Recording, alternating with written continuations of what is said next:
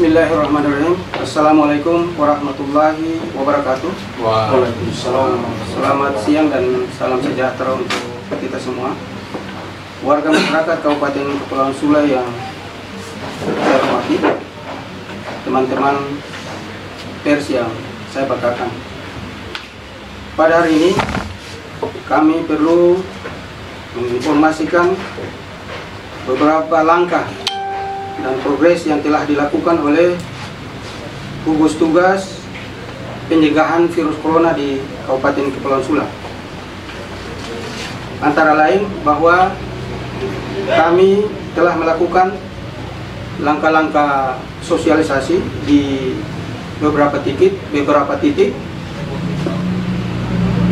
antara lain dengan menyampaikan kepada guru, kemudian guru bisa meneruskan kepada siswanya, sehingga langkah sosialisasi yang dilakukan adalah sosialisasi dalam ruang dan kondisi yang terbatas. Jadi kita tetap mengikuti protap atau protokoler yang telah ditentukan baik secara internasional maupun nasional. Kami juga membagikan selebaran kepada masyarakat, bisa dalam konteks yang sederhana, bagaimana menjaga kebersihan diri, kemudian virus corona seperti apa, dan lain-lain sebagainya. Juga kami gunakan media-media sosial lain yang atas nama Posko juga menyebarkan media sosial, mensosialisasikan bagaimana pencegahan virus ini sendiri. Langkah-langkah yang lain yang telah kami lakukan juga, yaitu Pak Bupati telah mengeluarkan 2 instruksi. Yang pertama, instruksi Bupati tentang tindak lanjut pencegahan virus corona. Berikut yang kedua juga, instruksi Bupati tentang pemberhentian sementara transportasi. Di dalam instruksi itu, secara garis besar juga memuat pemberlakuan libur sekolah. Jadi dalam kondisi ini kami telah melakukan sosialisasi dan koordinasi dengan masing-masing kepala sekolah, yaitu SD, SLTP, dan MTS, dan juga tidak lupa TK ya. Jadi metodenya adalah selama libur di rumah yang waktunya belum ditentukan itu, diharapkan bahwa anak-anak mendapat metode dan didikan berdasarkan dari kepala sekolah dan gurunya masing-masing. Yang kedua, kami harapkan kepada orang tua sesuai di instruksi itu, bahwa sedemikian mungkin mengawasi anaknya sehingga tidak melakukan aktivitas di luar, alias aktivitas di luar bisa dikurangi. Kemudian kami juga perlu memberitahukan bahwa di kalangan pegawai negeri sipil juga sesuai instruksi itu diistirahatkan di rumah. Jadi perlu dipahami bahwa bukan berarti libur, karena aktivitas kantor tetap berjalan dengan menggunakan komunikasi yang terbatas, bisa melalui email, bisa melalui WhatsApp, bisa melalui Instagram, Facebook, dan lain-lain. Jadi aktivitas pelayanan tetap jalan. Bahkan beberapa kantor pelayanan khusus, misalnya catatan sipil dan lain-lain, mereka tetap masuk kantor dan memberlakukan standar operasi untuk pencegahan. Jadi harapan kami semua pelayanan tetap berjalan, nanti pola komunikasi yang diatur. Berikut juga dalam instruksi Pak Bupati itu ada, kita sudah berpikir bagaimana dengan kebijakan pangannya. Saya kira kita telah menghitung estimasi kebutuhan pangan untuk beberapa minggu dan beberapa bulan ke depan, sehingga jika terjadi lockdown, artinya kita yang kalau ini kan di daerah tidak bisa keluar dan keluar juga tidak bisa masuk, maka langkah-langkah antisipasi itu sudah kita pikirkan. Dan Dinas Pangan juga dan Dinas Pertanian, kemudian Perikanan juga sudah menghitung bagaimana strategi dan bagaimana cara mendapatkan, itu sudah dihitung.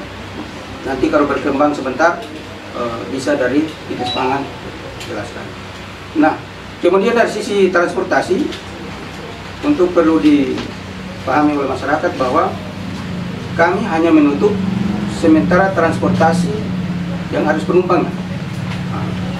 Sedangkan transportasi untuk pengangkutan barang itu tetap berjalan sebagaimana mestinya. Jadi untuk penumpang, kapal penumpang, kemudian di bandara, pesawat sementara kita tutup, tapi transportasi yang membawa kebutuhan pokok atau sembako tetap berjalan. Nanti sebagaimana bunyi instruksi bahwa dalam kebijakan tertentu pemerintah juga akan mengambil langkah-langkah yang bisa menguntungkan semua pihak. Nah, langkah-langkah antisipasi yang lain, kami juga bersama Pak Bupati telah meninjau beberapa lokasi yang bisa dijadikan alternatif untuk tempat isolasi. Ketika kemudian kita sama-sama tidak menginginkan, tapi ketika langkah ikhtiar semua sudah kita lakukan, tetapi ketika ada warga kita yang katakanlah terpapar, maka langkah antisipasi sebagai ruang isolasi, tempat isolasi kita sudah siapkan. Ada beberapa titik, kita tinjau 3 titik, antara lain di Wainin, yaitu Balai Pertanian ya, kemudian Puskesmas Buaya, dan terakhir di kantor aula kantor Bupati yang baru di atas. Jadi skenario ini juga sudah kita lakukan. Tinggal mungkin kebutuhan peralatan dalam yang kita lengkapi.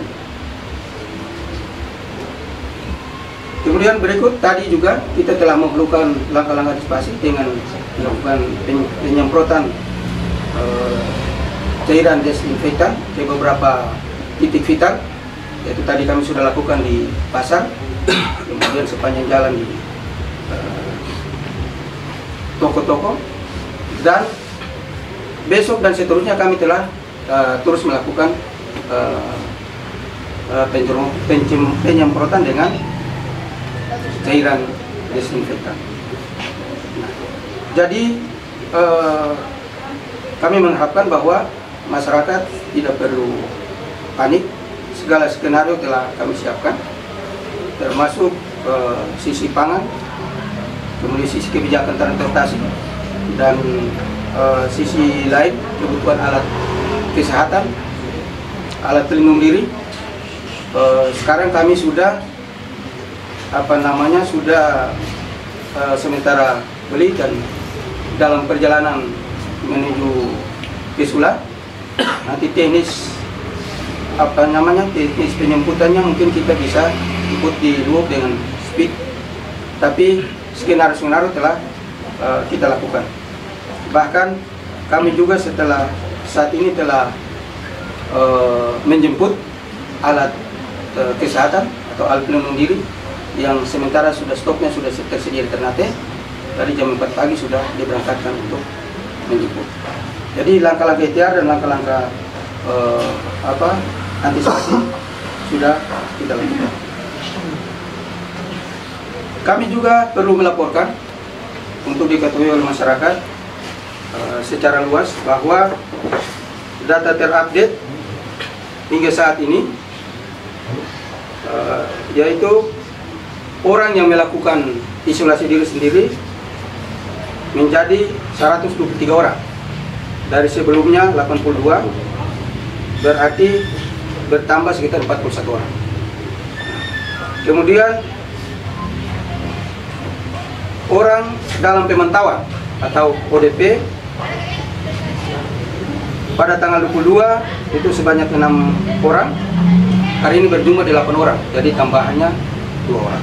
Nah, sedangkan pasien dalam pengawasan masih belum terdeteksi, masih 0, dan kita terus berikhtiar dan mengharapkan dukungan dari semua elemen.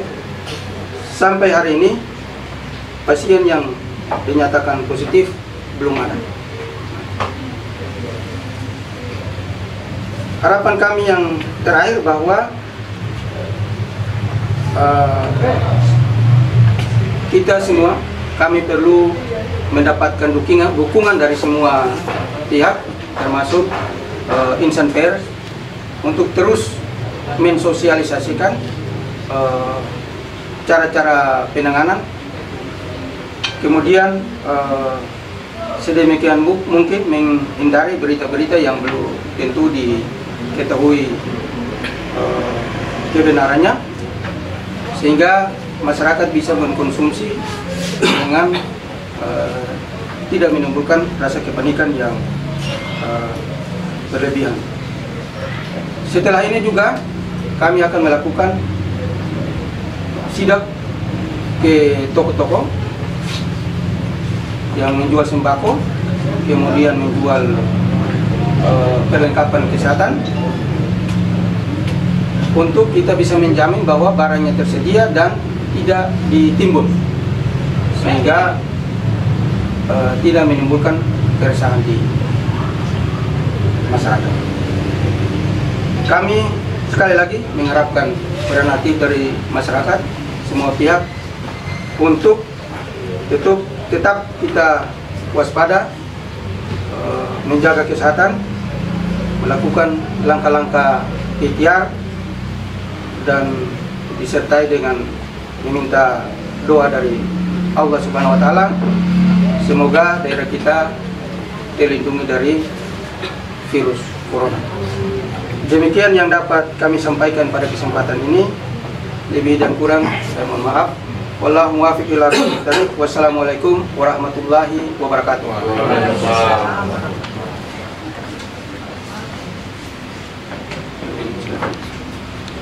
Ada yang mau kita tanyakan dari pers, apa namanya itu, ini kan masyarakat agak kurang paham terkait dengan lockdown dan situasi hari ini yang sebenarnya adalah isolasi wilayah atau proteksi wilayah berdasarkan instruksi Bupati yang kedua kemarin 2020. Lalu kemudian ada semacam panic buying gitu, karena mereka tahunya bahwa ini udah lockdown gitu kan. Ada semacam kepanikan sehingga tadi pagi pun pada saat kita liputan di pasar untuk penyemprotan, ada masyarakat banyak kayak berbondong-bondong untuk membeli kebutuhan pangan gitu. Nah, sebenarnya kondisi ini bagaimana nih untuk ketahanan pangan, lalu kemudian juga dari perhubungan gitu, akan harus dijelaskan. Sesungguhnya yang terjadi adalah ini proteksi wilayah, harus masuk dan harus keluar yang dijaga, bukan terkait dengan logistik gitu. Mohon dijelaskan dari ketahanan pangan, lebih detailnya sepertinya ketahanan pangan kita untuk beberapa minggu ke depan atau beberapa bulan ke depan itu seperti apa, dan dari perhubungan mohon lebih detail lagi supaya masyarakat tahu bahwa ini apa namanya itu yang di lock itu harus masuk dan harus keluar orang, bukan terkait dengan logistik. Mungkin itu. Jadi mungkin ada, saya di sini didampingi oleh beberapa sektor dan dinas terkait. Secara garis besar nanti saya jelaskan, tapi tekniknya nanti bisa ditambahkan oleh masing-masing. Nah, terkait dengan lockdown, saya kira secara nasional juga belum pemberlakuan lockdown. Tapi amanat Presiden memberikan kewenangan kepada kepala daerah untuk mengambil langkah-langkah yang strategis yang bisa melindungi masyarakat. Pemberlakuan kemarin tidak dalam konteks lockdown secara ini, tapi kita memberhentikan sementara transportasi yang mengangkut penumpang yang bisa rentan terhadap penularan. Tapi untuk apa namanya kapal atau transportasi untuk barang, sembako dan lain-lain, kita tetap buka ruang untuk melaksanakan kegiatannya. Adapun kegiatan di pasar yang tadi kita lakukan semprotan, sebelumnya juga kita sudah lakukan sosialisasi. Kemarin sore kan kita turun lapangan, saya sendiri juga ke sana dan melakukan bahwa besok itu ada penyemprotan di area pasar. Jadi betul bahwa sebagian masyarakat kan pasti panik. Tapi dalam keadaan darurat kita harus sama-sama memahami. Dan perlu dipahami bahwa ada berkembang penyemprotan di pasar, nanti mungkin sekitar 4 atau sampai 1 minggu kita tidak bisa gunakan pasar. Padahal mungkin hanya sekitar 4 jam kalau saya tanya dari standar kesehatannya. Nah, itu pun kecuali barang-barang yang harus dikonsumsi, misalnya di situ dijual roti kah, apa yang terbuka, sagu kah, apa makanan-makanan pokok yang lanjut dikonsumsi, nah itu tidak bisa karena bersentuhan langsung yang saat kimia. Nanti mungkin Pak Dokter bisa jelaskan. Tapi untuk barang-barang misalnya sayur, ikan dan lain-lain kan nanti tetap dicuci, ya kan? Ini juga bukan zat kimia yang dengan dosis yang tinggi, ya Pak Dokter ya? Ya saya kira. Sehingga sebelum melakukan langkah itu kita sudah berpikir antisipatif bagaimana gejolak di masyarakat dari sisi kesehatan, kemudian kepanikan dan bagaimana dengan kebutuhan masyarakat untuk sementara membeli. Tapi namanya bencana, namanya virus, itu dia datang tidak memberitahu kita duluan. Jadi kita ambil langkah juga harus segera tanpa menunggu-nunggu. Kalau cairan sudah siap, segera lakukan. Jadi ini sampai besok pun tetap kita lakukan penyemprotan untuk kepentingan kita bersama. Saya kira itu. Dari Pak Kadis Perhubungan dan Ketamatan. Terima kasih. Perlu saya jelaskan bahwa instruksi Bupati nomor 02 itu terkait dengan landasan hukum kita. Yang pertama adalah keputusan Presiden nomor 7 tahun 2020, terus surat edaran Menteri Kesehatan yang rujukannya adalah WHO menetapkan bahwa tanggap darurat kesehatan secara global, dan yang ketiga adalah status dari surat keputusan Bupati Kepulauan Sula yang menaikkan status siaga darurat. Maka kepala daerah memandang perlu untuk menetapkan ini dengan pendekatan strategisnya bahwa ruang Kepulauan Sula adalah ruang yang cukup jauh dari Provinsi Maluku Utara, dan dari aspek itu memungkinkan kita untuk mengambil langkah-langkah ketika tidak mereduksi percepatan arus orang yang masuk melalui pintu Sanana, karena Sanana merupakan pintu transit konektivitas antar wilayah. Maka pemerintah daerah berkewajiban untuk mengisolasi steril wilayah dalam rangka untuk mereduksi percepatan orang yang masuk di Kepulauan Sula, karena data kita setiap waktu mengalami kenaikan. Dengan demikian pemerintah berkewajiban untuk melakukan sterilisasi ini. Proses penutupan sementara ruang percepatan orang ini tidak menutup ruang-ruang ekonomi yang lain terkait dengan logistik baik udara maupun laut. Jadi di dalam undang-undang penerbangan, undang-undang bandara udara itu, pemerintah daerah tidak berhak melakukan lockdown sepanjang tidak ada izin dari Presiden. Dengan demikian maka pelabuhan laut dan pelabuhan udara dari aspek kewenangan penutupan itu pemerintah tidak, tapi kita tutup adalah percepatan orang. Dari sisi agen tidak boleh masuk dulu, tapi ruang di dalam pelabuhan dan ruang dalam bandara itu adalah kewenangan pemerintah pusat. Nah, ini perlu saya sampaikan sehingga tidak miskomunikasi. Oleh karena itu dari kebijakan 2 hari ini, loncatan penumpang di provinsi khususnya di Kabupaten Kepulauan Sula mengalami penurunan yang drastis, dan ini cukup baik buat kita dari sisi tugas gugus ini dalam rangka mengeliminir percepatan orang. Yang kedua, ruang logistik tetap dibuka ketika pemerintah melihat bahwa kondisi darurat ketika terjadi hal-hal yang bersifat emergensi, maka pemerintah akan melakukan komunikasi dengan pihak airline agar bisa suspek untuk pengambilan darah dapat dipercepat lewat pintu Sanana dan pintu Falagisaya untuk dengan penerbangan Susi Air dan Trigana. Oleh karena itu kami mengharapkan kepada masyarakat jangan panik, pemerintah pada prinsipnya siaga dan memastikan seluruh alur transportasi akan berjalan sesuai yang direncanakan. Mudah-mudahan kita selalu dalam lindungan dan petunjuk daripada Allah Subhanahu wa Ta'ala.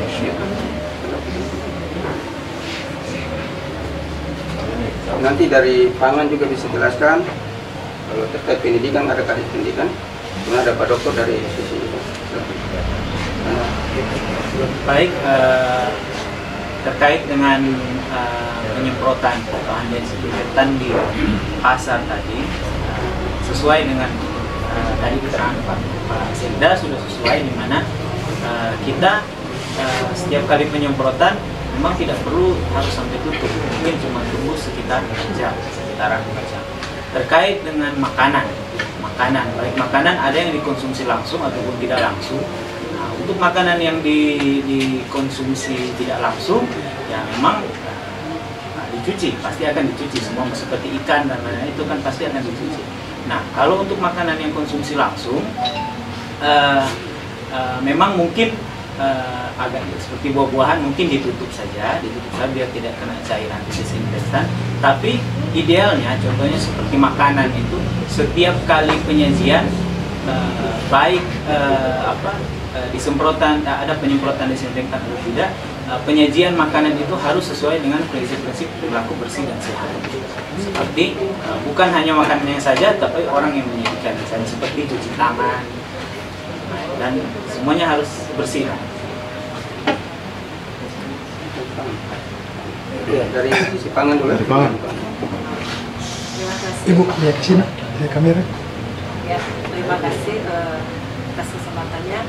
Jadi sebagaimana apa yang disampaikan tadi, bahwa untuk ketersediaan pangan di Kabupaten Kepulauan Sula saat ini, kemarin kami sudah melakukan sidak, itu tim gabungan dari pemerintah daerah, kemudian ada juga dari Polres.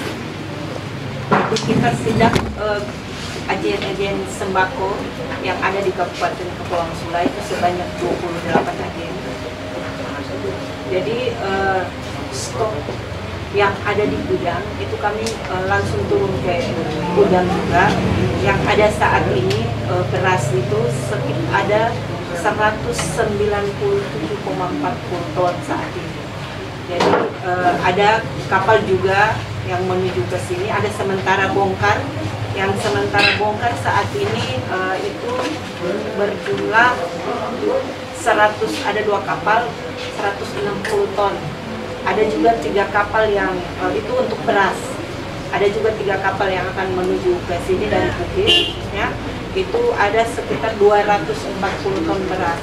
Kemudian untuk tepung terigu itu ada di gudang saat ini 49,69 ton. Bawang merah ada 1,16 ton, kemudian bawang putih itu ada 490 kilo yang ada di gudang. Itu belum termasuk di pengecer-pengecer yang ada di pasar. Ini stok gudang. Kemudian untuk telur ayam ras itu ada 4,62 ton saat ini di stok gudang juga. Minyak goreng 17,15 ton dan gula pasir 45,55 ton yang ada di gudang saat ini. Untuk itu kami menghimbau kepada masyarakat untuk tidak panik karena stok sembako yang ada di Kabupaten Kepulauan Sula saat ini masih mencukupi sampai dengan Lebaran nanti masih tetap tersedia. Kemudian untuk pemasokan untuk sembako dari luar daerah, kapal untuk pengangkut sembako tetap ada dan tidak nanti setiap bulan pasokan ini masih tetap ada dari Bukit. Kemudian untuk upaya-upaya ketika pencegahan bagaimana nanti sampai dengan lockdown untuk di luar daerah, kami sudah bekerja sama dengan nanti untuk ke depan kami berencana untuk bekerja sama dengan Provinsi Maluku karena kita masuk dalam Bulog Bifre Maluku, sehingga untuk ketersediaan beras itu nanti itu sudah kemungkinan terburuknya nanti kita melakukan. Kita sudah mulai menjejaki itu untuk mengantisipasi ketika nanti lockdown terjadi lockdown di Provinsi Sulawesi Selatan. Untuk saat ini Bu Kadis, untuk 9 bahan pokok itu ada inflasi atau tidak? Kenaikan? Untuk saat ini yang hanya ada kenaikan sedikit paling gula pasir. Kemarin ada karena gula pasir ini bukan saja di Kabupaten Kepulauan Sulat, tapi untuk seluruh Indonesia. Agen juga dia membeli sudah ada terbatas. Satu agen tidak boleh beli lebih dari 10 ton. Ada kemarin ada beredar di masyarakat bahwa gula pasir di Kabupaten Kepulauan Sulat saat ini sudah mencapai 25.000. Itu tidak ada. Yang ada di agen itu ada 18.000, kemudian ada di di toko itu ada juga 19.000. Kalaupun ada 20.000 berarti itu ada di kios. Kan kios paling dia harus mengambil untung. Untungnya paling tinggi 2.000. Jadi untuk gula pasir 25.000 di Kabupaten Kepulauan Sulat kemarin beredar isunya itu memang tidak ada. Kami sudah cek sampai ke kios sudah.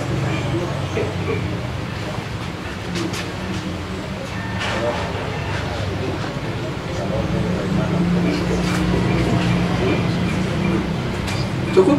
Cukup. Desa dulu. Desa. Ada yang mau tanya juga. Jawab. Bentar. Masyarakat, silakan. Iya, untuk masyarakat di desa nih, Pak Kadis PMD, artinya bagaimana bisa mengedukasi masyarakat di desa terkait dengan instruksi Bupati yang nomor 1 kemarin tahun 2020, bahwasannya kan masyarakat di desa karena mungkin merasa jauh dari kota, tapi nanti pengamanannya agak kurang sehingga mereka berperilaku biasa-biasa saja gitu, padahal kan menggelar pesta atau joget atau bagaimana itu peran daripada dinas masyarakat desa itu seperti itu. Terima kasih, mohon izin Pak Sekda. Kesempatan ini 2 hal yang saya sampaikan berkaitan dengan instruksi 01.13 itu, bagaimana peran kepala desa dalam pemberantasan virus corona. Dalam hal ini baru tadi kami juga konsolidasi internal dinas PMD dan yang pasti sudah ada 8 kecamatan dari 12 yang terkonsolidasi berkaitan dengan instruksi 01. Tentu kami himbau berdasarkan instruksi itu untuk kepala desa dan aparat, ketua BPD dan anggota untuk bekerja sama dengan tokoh agama, tokoh masyarakat, para kader kesehatan di desa, Babinsa, Babin Kamtibmas untuk mensosialisasikan pemberantasan corona ini dengan cara-cara mereka sendiri, karena tidak bisa mengumpul banyak orang di satu tempat. Aparat dan kader-kader yang ada di desa yang berkaitan dengan desa itu sekitar 5.000 orang, kurang lebih 5.000 orang. Dan itu yang kita gerakkan, tentu hasilnya mungkin 1 hari ke depan baru kita bisa melakukan Sosialisasi pencegahan corona ini iya, karena kita himbau supaya pelaksananya personal, tidak bisa lagi kumpul-kumpul seperti ini. Yang kedua, sesuai dengan surat edaran Kementerian Desa nomor 8 tentang penggunaan dana desa untuk pencegahan corona, pada kesempatan ini saya sampaikan bahwa itu dipastikan dana desa juga dialokasikan untuk pencegahan virus corona. Terima kasih. Boleh Satu lagi Pak, dari Dinas Pendidikan ini kan ada siswa yang sekolah di kota, desa sekolah di kota ini ada instruksi ini baru, tapi ada juga yang tidak isolasi diri dalam rumah, malahan ada yang berkeliaran berkunjung ke desa-desa lain kira-kira ini apakah tidak ada dampak?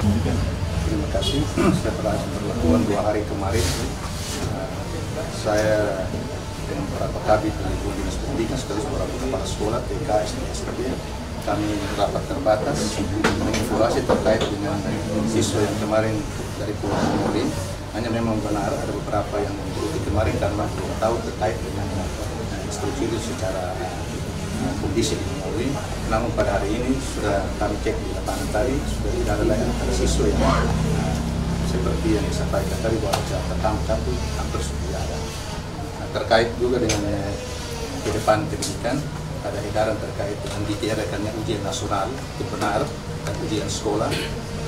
Kemarin siang saya sudah menandatangani surat edaran menindaklanjuti surat edaran Menteri terkait dengan nantinya menjadikan dasar dalam pelaksanaan nilai ijazah.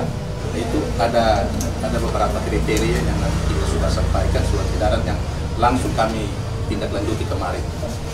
Karena di Sula ujian sekolah belum dilaksanakan sebelum edaran itu, sehingga nilai yang dipakai nanti baik itu nilai ijazah maupun ini adalah nilai lapor, baik kelas SD, kelas 4, kelas 5 dan kelas 6, tapi standarnya kita akan pakai.